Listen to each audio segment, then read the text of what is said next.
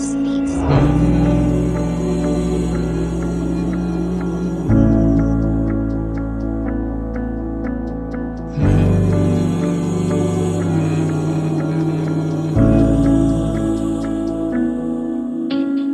dami kong problema, di alam ang solusyon. Sinong pwede kong lapitan, sinong tutugon? Bakit parang trip na trip yata ako ng Panginoon? Meron ba siyang plano sa'kin o trip lang lahat ng yun? Minsan gustong magtanim na lang ng bala sa aking ulo. Nasisira na ang utak sa problema, nalulunod. Minsan pinipili ko na lang takpan aking bibig. Pakiabot naman ng tali, isuot sa aking liig.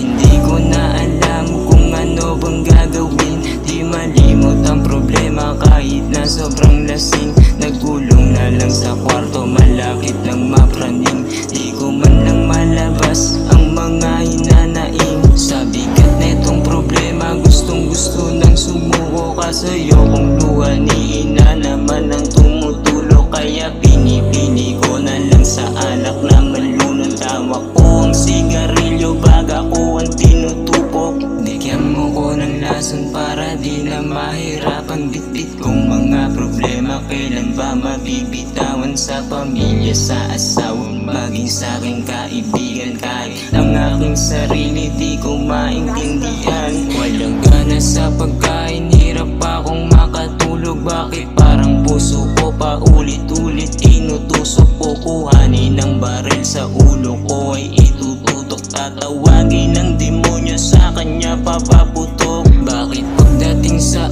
akin ay ang daya ng mundo? Kung ako ay tutumba, meron ba sa aking sasalo? Paulit-ulit nangyayari, nagsasawa na ako. Panginoon, ano bang kasalanang nagawa sa'yo?